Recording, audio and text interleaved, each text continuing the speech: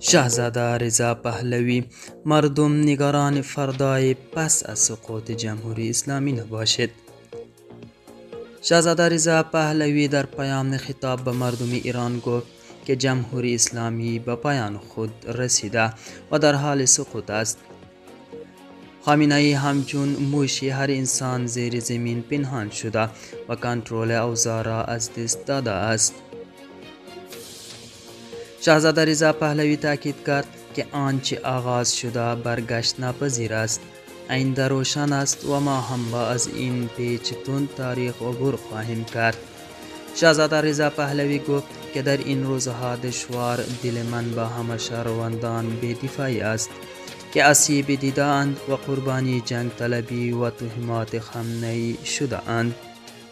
شاهزاده رضا پهلوی تاکید کرد که پایان جمهوری اسلامی پایان جنگ 46 ساله آن با ملت ایران است.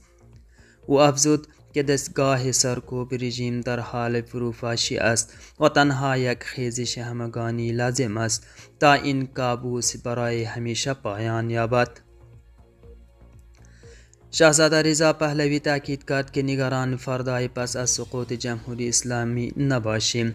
ایران دچار جنگ داخلی و بی‌ثباتی نخواهد شد.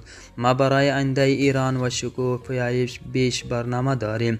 ما برای 100 روز نخست پس از سقوط دوران گذار و استقرار یک حکومت ملی و دموکراتیک برای ملت ایران و به دست ملت ایران آماده ایم.